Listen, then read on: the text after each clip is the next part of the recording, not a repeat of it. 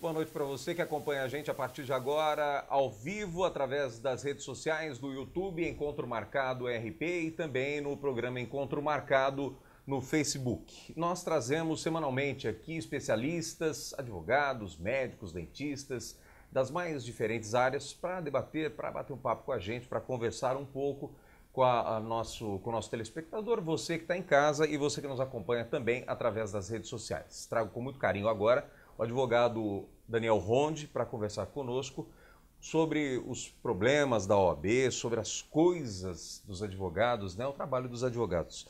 Doutor Ronde, seja bem-vindo ao Encontro Marcado, obrigado pela sua visita aqui na produtora XP Filmes, onde a gente faz as nossas lives todas as quartas-feiras. Obrigado pela sua participação. Eu que agradeço, Jarney, é sempre uma satisfação estar falando com a imprensa de Ribeirão Preto, para falar com os programas da nossa casa, da nossa gente, e principalmente para falar de assunto tão importante como é a instituição Ordem dos Advogados do Brasil. Mais uma vez, é uma satisfação estar aqui e conte com a gente sempre que precisar. Bom, o prazer é todo nosso. Doutor, eu sei que vem uma eleição por aí, o senhor está concorrendo com outros dois advogados ao cargo de presidente da OAB de Ribeirão Preto. Sim.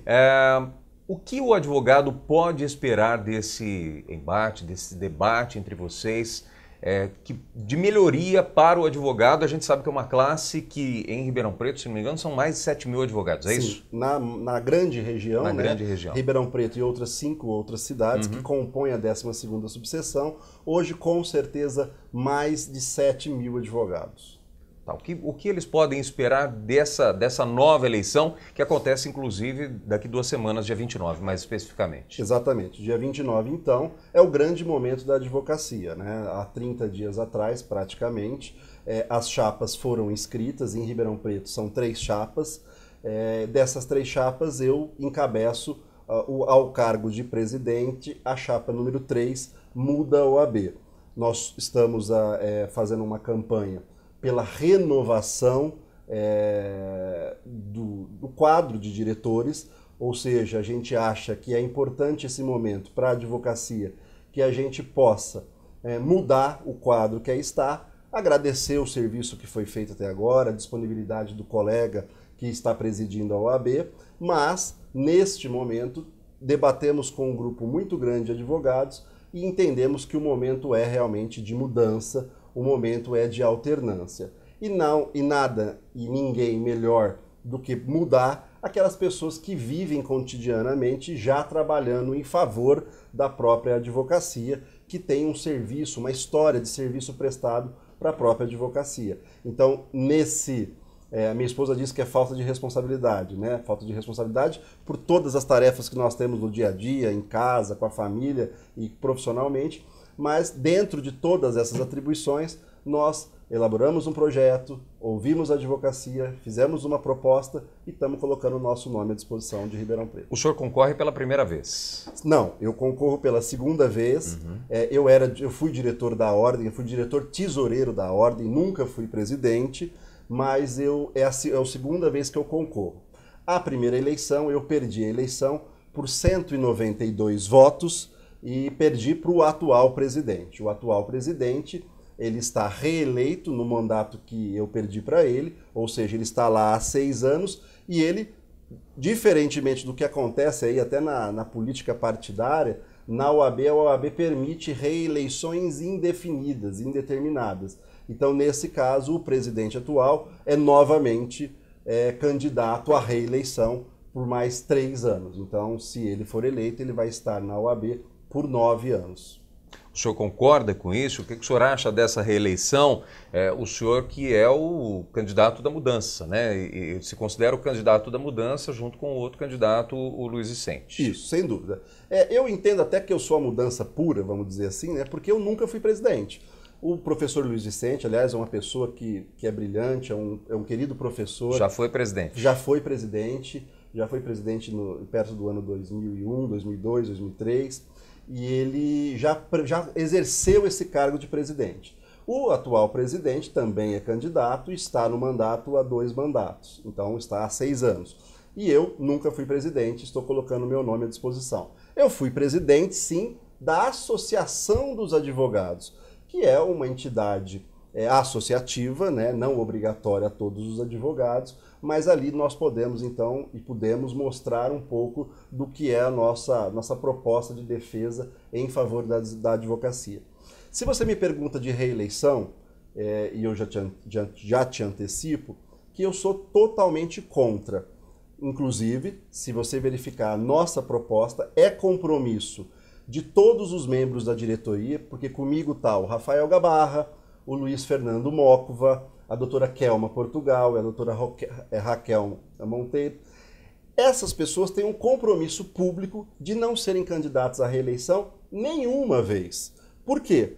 Porque nós entendemos que dentro dessa grande massa de advogados, de 7 mil, 8 mil advogados, não seria prudente, até mesmo para a democracia, a gente repetir nomes. É importante, com certeza nós temos nomes muito bons que poderiam hoje ocupar o cargo de direção na ordem. Então nós somos contra a reeleição. Qual é o problema, Jarnei, já me estendendo um pouco? O problema é que a OAB, ela permite a reeleição indistintamente. E isso é algo que a gente, inclusive, não concorda. Eu acho que a gente tem que fazer lição de casa e também olhar interna corporis, olhar para dentro da classe e fazer algumas críticas. Não é possível que no ano de 2018 nós ainda tenhamos dentro da classe essa condição de reeleições indefinidas. Que ainda nós não tenhamos condições de fazer um segundo turno entre os advogados mais votados, entre os candidatos mais votados. Que a gente tenha condições de votar de forma direta para a escolha do Conselho Federal.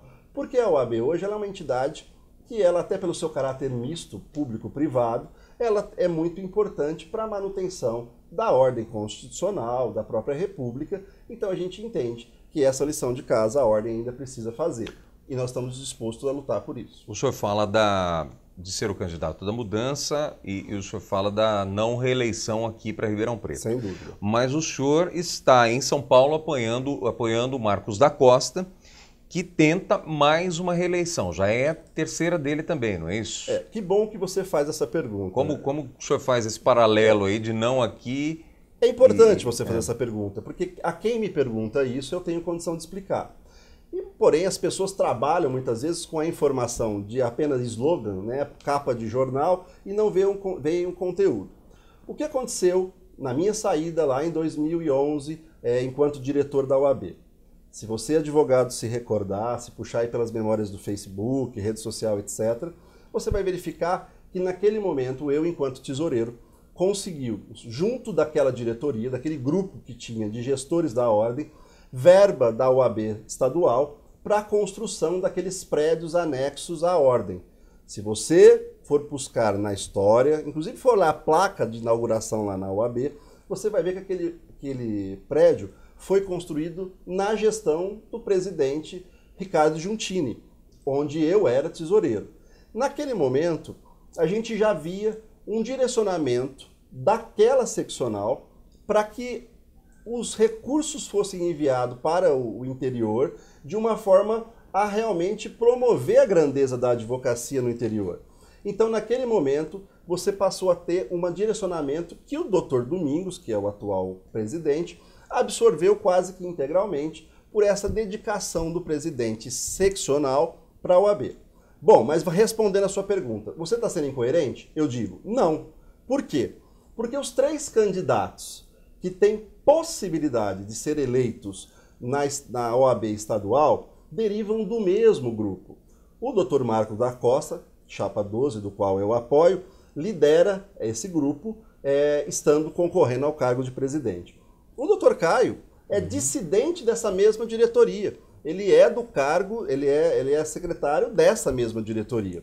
E o Dr. Sergei deriva deste mesmo grupo. Apesar dele ter sido também candidato na última eleição, o Dr. Sergei foi diretor desse mesmo grupo, foi diretor e foi próprio conselheiro desse mesmo grupo. Então, na nossa visão política da coisa, chegou o momento de, em São Paulo, a gente agradecer ao presidente Marcos da Costa tudo o que ele fez pela OAB de Ribeirão Preto. Porque se tem uma coisa que nós não podemos negar, é que a OAB está mais bonita, eu costumo brincar, tem um porcelanato EPI 1000, tem uma caixa d'água extremamente volumosa, quadra reformada, calçada pintada, bandeira na porta, guia rebaixada, estacionamento, pracinha, espaço kids. Mas e os advogados? Onde entram nessa? Aí os advogados entram lá no fórum, aonde eles vão desenvolver a nossa atividade. E a hora que ele bate lá na porta da OAB, infelizmente, a OAB muitas vezes está fechada. Então a sala da ordem, por exemplo, aconteceu recentemente, num determinado, dentro do expediente forense, a sala fechada. Então, a gente entende que nesse momento de mudança, a gente precisa agradecer tudo o que foi feito em termos de estrutura, mas, por outro lado, mudar. E mudar o quê? Mudar o entendimento do que é principal, do que é valoroso para a advocacia. E isso se dá exatamente num trabalho voltado para o advogado, para a advogada. Nós entendemos que o que falta é amparo da ordem no dia a dia da advocacia. Porque a tendência hoje Jarney, ela é muito assim, de desprestigiar o advogado. Há esse distanciamento mesmo com os toda advogados? certeza, com toda certeza. Recentemente, nós tivemos uma decisão do CNJ, os colegas acompanharam, do qual, numa decisão do Conselho Nacional de Justiça, entendeu-se, pelo aquele conselho, de que o advogado era dispensável numa audiência de sejusque, que é uma audiência de conciliação. Ora, se o artigo 133 da Constituição Federal, que é a nossa lei maior, prevê que o advogado ele é indispensável para que se exista justiça, como eu tenho dito, nós podemos chegar a duas conclusões. Primeiro, ou o sejusque não faz justiça, ou então tem que colocar o advogado lá exatamente para cumprir o preceito constitucional. E a ordem, o que faz em frente a esse tipo de situação? Precisa ser mais enérgica.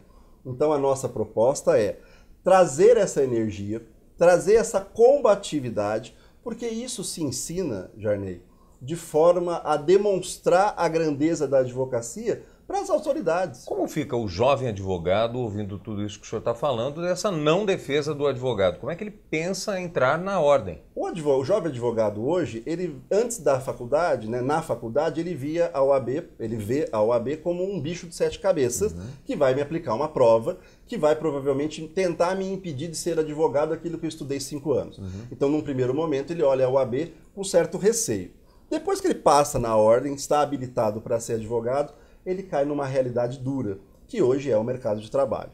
Hoje nós temos situações em que o jovem advogado recebe proposta de trabalho cujo valor que se paga à profissão dele, ao desenvolvimento da atividade dele, é muitas vezes menor do quanto ele pagava de faculdade e quanto ele paga de anuidade. A OAB não pode ser simplesmente aquela instituição que vem no começo do ano e te cobra uma anuidade de milão. Não dá para ter esse distanciamento. Dá para se perguntar para o advogado e para o jovem advogado qual foi a última vez que a entidade falou com ele. Se a última vez que a entidade falou com ele realmente foi na entrega desse pagamento, então nós temos um problema e precisamos discutir isso. Eu acho que essa aproximação do advogado com a instituição é vital e necessária. O senhor conhece os problemas que a OAB vive hoje, com certeza? Com toda certeza. São muitos? Eu conheço os problemas que o advogado e a advogada vivem hoje. Por quê? Porque eu sou um advogado militante, ou seja, sou eu mesmo que faço as minhas audiências, acompanho o processo em balcão de fórum, vou no banco, faço audiência. Então, o que nós estamos vendo hoje, Jarney? Você pega uma sentença de um magistrado que já na decisão de sentença assevera assim: se você, advogado, recorrer e eu subjetivamente entender que esse recurso é um recurso protelatório, eu vou te aplicar uma multa. É lógico que não está dizendo assim, mas numa tradução, para que os técnicos vejam, a gente entende dessa forma. Sim. Você chega para uma audiência de conciliação, o juiz chega a dizer para o advogado que se ele não trouxer uma proposta, ele pode aplicar uma litigância de má-fé ao advogado que está ali como instrumento de justiça.